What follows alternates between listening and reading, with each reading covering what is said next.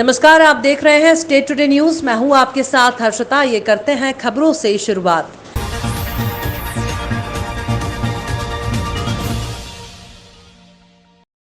उज्जैन 12 ज्योतिर्लिंगों में से एक महाकाल मंदिर में शिवरात्रि से पहले शिव नवरात्रि के दौरान महाकाल ने अलग अलग रूप में दर्शन दिए थे, जिसमें कई श्रद्धालु रोजाना महाकाल मंदिर नहीं पहुंच पाए और बाबा महाकाल के अलग अलग रूपों के दर्शन नहीं कर पाए। ऐसे में आज महाकाल को 5 मुखौटे के दर्शन एक साथ करने का मौका श्रद्धालुओं को मिला। आज 5 मुखौटे पहनाए गए ताकि एक ही समय में महाकाल के 5 रूप के दर्शन एक साथ किए जा सकें। बाबा महाकाल का आज विशेष श्रृंगार किया गया। भगवान महाकाल ने आज अपने भक्तों को 5 मुखौटे स्वरूप में दर्शन दिया। भूत भावन बाबा महाकाल अपने भक्तों को आज फिर निहाल कर रहे हैं और 5 मुखौटा स्वरूप में दर्शन दे रहे हैं। दरअसल बाबा महाकाल को आज 5 मुखौटा स्वरूप में श्रृंगार किया गया। इस दौरान बड़ी संख्या में श्रद्धालुओं ने राजाधिराज बाबा महाकाल के दर्शन किए। महाकाल मंदिर में महाशिवरात्रि पर्व शिव नवरात्रि के रूप में मनाया जाता है और भस्म रमाने वाले बाबा महाकाल को दूल्हा बनाया जाता है और रोज 9 दिनों तक बाबा का दूल्हा स्वरूप में उनका श्रृंगार किया जाता है। ऐसे में बाबा महाकाल के दूल्हा स्वरूप के दर्शन करने के लिए भक्तों की भीड़ उमड़ती है। आकाशे ताड़कालिंगम पाताले हटकेश्वरम मृत्युलोके महाकालम लिंगम त्रय नमोस्तुते। पूरे विश्व में भगवान महाकालेश्वर महाशिवरात्रि पर्व मनाया गया है। महाशिवरात्रि में नवरात्रि पर्व के अंतर्गत भगवान महाकालेश्वर को अनेक प्रकार का श्रृंगार किए हैं। अलग अलग मुकाटे 9 दिन तक मुकाटे धरे। आज जो है शिवरात्रि के बाद जो दूज आती है उसमें सब जितने भी 9 प्रकार की झांकी हुई है वो इकट्ठी आज दूज के दिन रखते हैं। इसको आज 5 मुकाटे की झांकी करते हैं। जिन भक्तों ने भगवान महाकालेश्वर के 9 दिन तक दर्शन नहीं करे वो आज के दर्शन करने से पूरे शिवरात्रि की नवरात्रि का पुण्य फल प्राप्त होता है। आज महाकालेश्वर के में नवरात्रि में 5 मुकाटे की झांकी में शिव तांडव, उमा महेश्वर, घटरा टोप, सप्तधान का मुकाटा, ये 5 मुकाटे भगवान महाकालेश्वर दर्शन दे रहे। भगवान महाकालेश्वर का सबको आशीर्वाद। महाशिवरात्रि नवरात्रि समाप्ति का आशीर्वाद महाकालेश्वर का। जय हो। कोतवाली पुलिस को मुखबिर से मिली जानकारी के आधार पर नई बस्ती गोकुल गिरधारी लाल पंजवानी, जो मोहन मेडिकल के पास नई बस्ती निवासी कई वर्षों से नकली घी बनाकर बेचने के कार्य में लिप्त था, जिसकी आज कोतवाली पुलिस को खबर मुखबिर के द्वारा मिली, जिसके आधार पर खाद्य विभाग के साथ छापा मारकर कार्रवाई की गई, जहां नकली घी बनाने का सामान मिला। लगभग 200 किलो नकली घी, जिसका बाजारू कीमत 2 लाख रुपए आंकी जा रही है। घी में बाकायदा फ्लेवर मिलाकर असली घी का रूप दिया जाता है। इस तरह आमजन को असली के बजाय नकली घी परोसने का कार्य करने वाला गोकुल गिरधारी आज पुलिस के हत्थे चढ़ गया और पुलिस ने मामला दर्ज कर विधिवत कार्रवाई की है। 4 मार्च 2022 को पुलिस विभाग द्वारा एक शिकायत मिली कि नई बस्ती में गोकुल पंजवानी अपने घर में डालडा, वनस्पति और एसेंस को मिलाकर घी बना रहे हैं।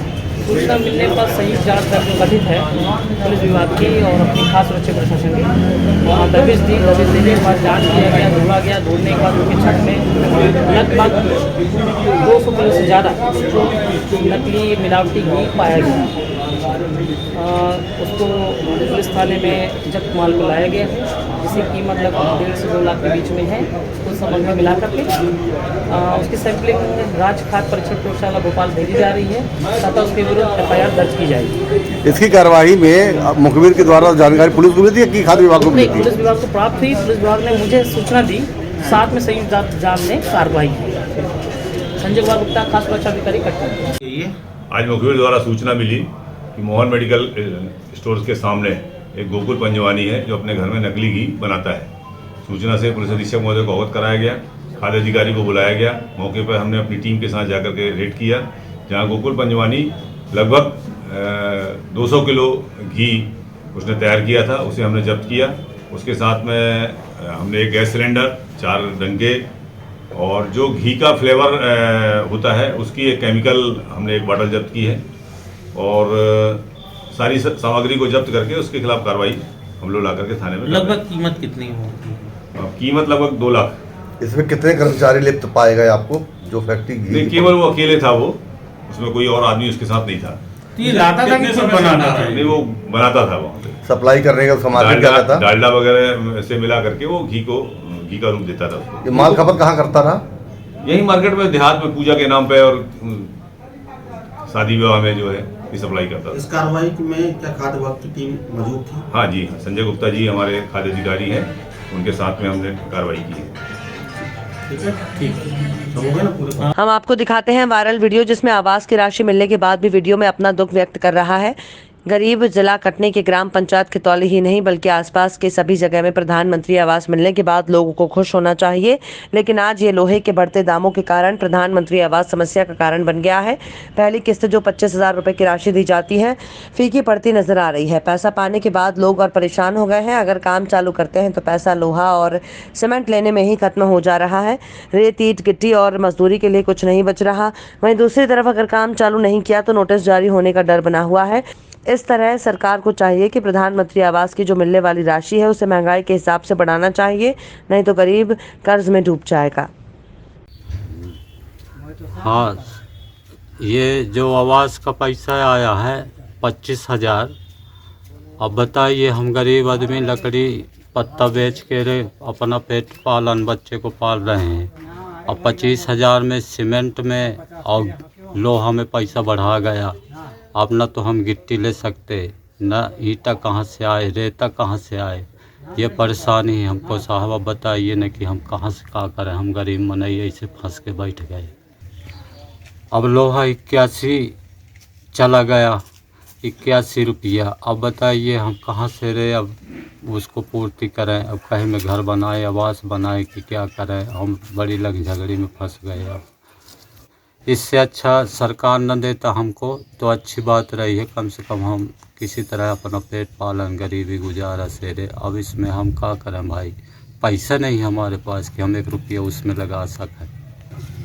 नहीं बनाते तो नोटिस कहते हैं, नोटिस दे देंगे जल्दी बनाओ जल्दी बनाओ। अब हमारे पास है ही नहीं है तो हम कहाँ से क्या करें, कहाँ से जल्दी बना लें। जबलपुर वरिष्ठ बीजेपी नेता और पूर्व पार्षद रिजवान अंसारी और उवेश अंसारी नगर बीजेपी अल्पसंख्यक अध्यक्ष के नेतृत्व में अल्पसंख्यक कार्यकर्ताओं ने मंडी मदार टेकरी में दादा मियाँ के दरगाह में गरीबों को फल बिस्किट पानी की बोतल बांटे गए।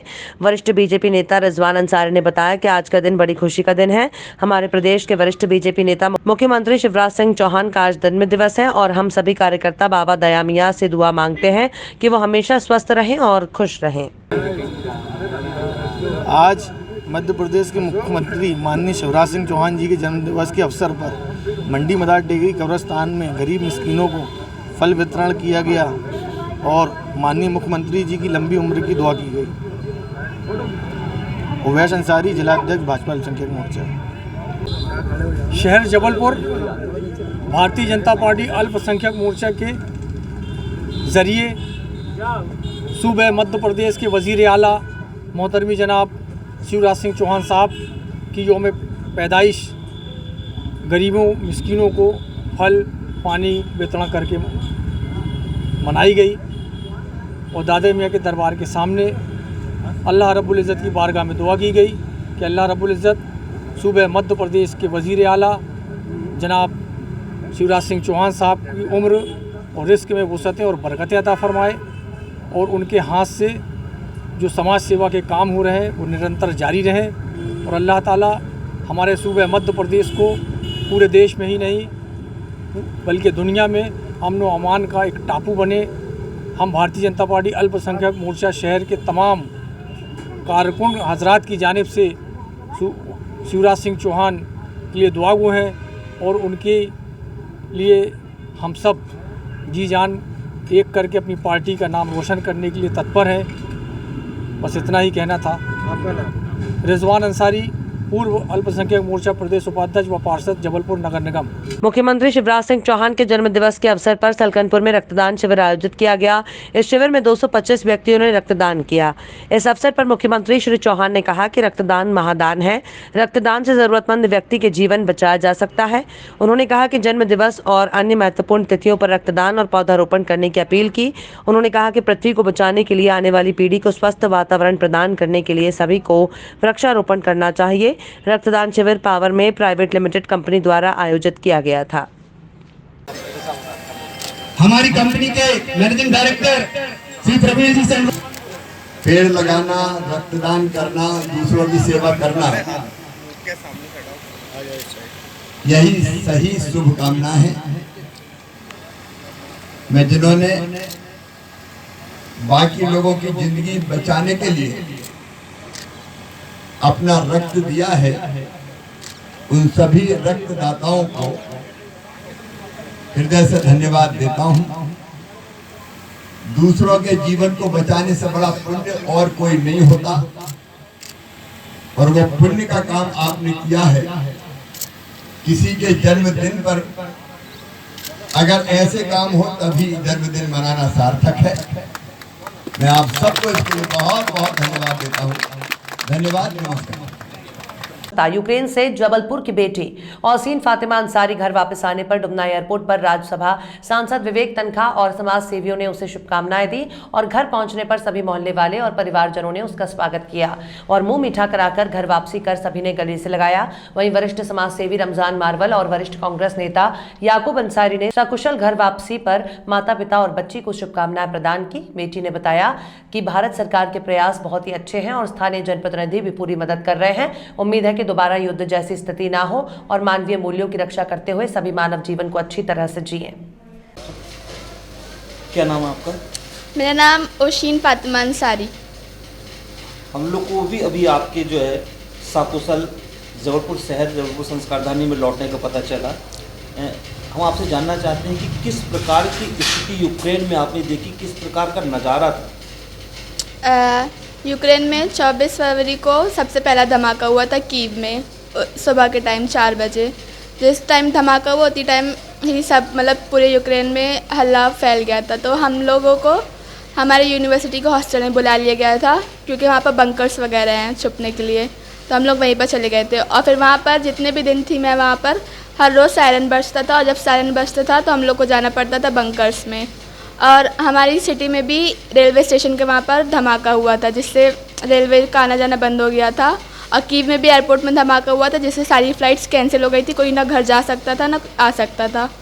और फिर इसके चलते फिर हम लोगों को बॉर्डर क्रॉस करनी पड़ी और बॉर्डर क्रॉस करने के लिए हम लोग को हमारी सिटी से 4 घंटा दूर दूसरी सिटी जाना पड़ता है। तो उसके लिए बस का इंतज़ाम भी हमारी यूनिवर्सिटी ने नहीं किया था, हमें खुद ही करना पड़ा था। हम लोग पर्सनली बस करके फिर बॉर्डर के पास गए। फिर बॉर्डर के पास भी बस वाले ने हम लोगों को बॉर्डर से 10-15 किलोमीटर दूर उतारा था क्योंकि वहाँ पर बहुत भीड़ थी, सारे लोग ही छोड़ना चाह रहे थे यूक्रेन। तो फिर वहाँ पर और ठंड भी बहुत थी, वहाँ पर माइनस में था टेम्परेचर और स्नो भी हो रही थी। तो फिर 10-15 किलोमीटर सारे इंडियंस बच्चे और जितने भी फॉरेनर्स हैं उन सबको पैदल खाने का सामान, अपना पानी का बोतल और अपना लगेज लेके इतनी दूर बॉर्डर तक 10-15 किलोमीटर बस से उतरने के बाद पैदल जाना पड़ रहा था।